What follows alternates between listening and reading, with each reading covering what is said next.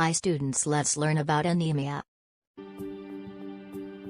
Red blood cells are responsible for transporting oxygen around the body to provide energy for your muscles and organs.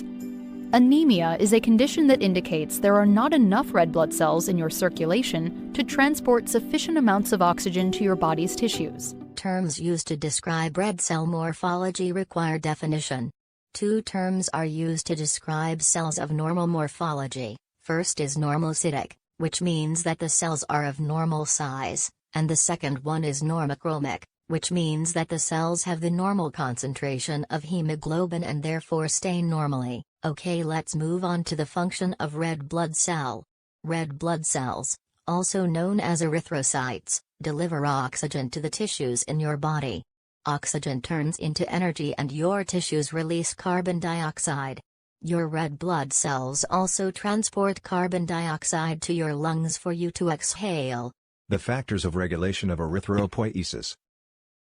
The first factor is oxygen supply to the tissues and role of erythropoietin.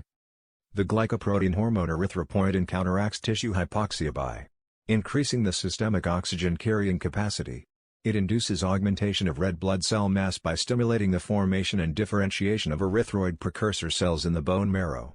Erythropoietin production is increased under various forms of diminished oxygen supply such as anemic or hypoxic hypoxia is healthy bone marrow. The risk of iron-deficiency anemia is increased by rapid growth spurts and dietary deficiency.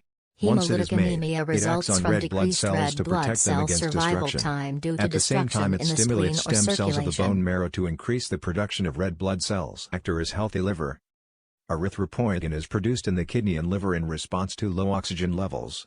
In addition, erythropoietin is bound by circulating red blood cells. Low circulating numbers lead to a relatively high level of unbound erythropoietin, which stimulates production in the bone marrow. Etiology of anemia. The etiology of anemia, what are they? First is dietary factors insufficient of iron. Chronic blood loss from gastrointestinal bleeding. Next is impaired gastrointestinal absorption of iron, for example prolonged diarrhea and gastrectomy. Next causes increased iron requirements in rapid body growth, menstruation and pregnancy. The last is iron refractory deficiency anemia, which means it is a hereditary disorder anemia that is typically deficiency anemia that is typically unresponsive to oral iron supplementation and may be only partially responsive to parenteral iron therapy. The pathophysiology of anemia. Come, let's look at it on the next page.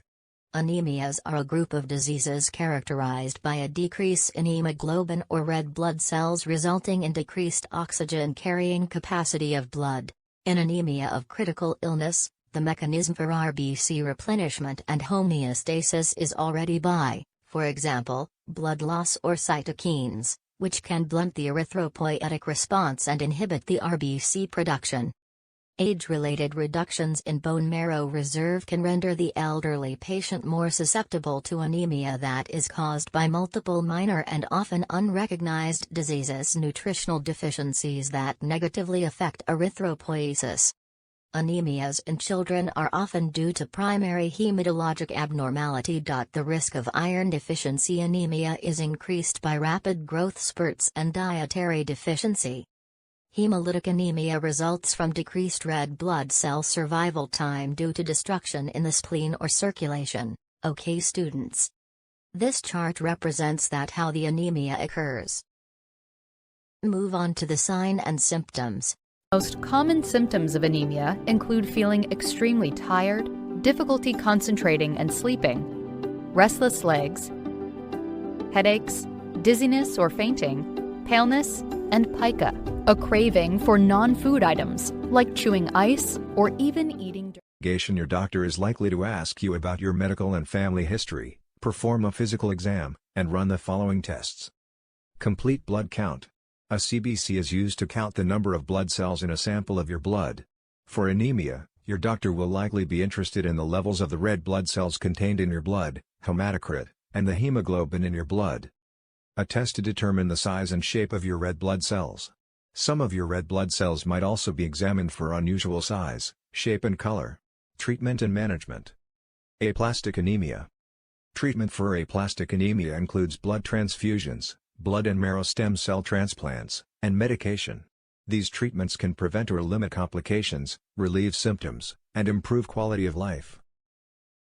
Treatments for hemolytic anemia include blood transfusions, medicines, plasmapheresis, surgery, blood and marrow stem cell transplants and lifestyle changes. 3 standard treatments are used to treat moderate and severe forms of thalassemia. These include blood transfusions, iron chelation therapy, and folic acid supplements. Sickle cell anemia has no widely available cure. However, treatments can help relieve symptoms and treat complications. Bone marrow transplants may offer a cure in a small number of sickle cell anemia cases. Pernicious anemia is treated by replacing the missing vitamin B12 in the body. People who have this disease may need lifelong treatment. Azarconlusion anemia is a condition in which a person has a lack of healthy red blood cells to carry enough oxygen to the tissue. There are several types of anemia such as aplastic anemia, iron-deficiency anemia, sickle cell anemia, thalassemia and vitamin-deficiency anemia. Each type of anemia has its own causes. Anemia can range from mild to severe and also can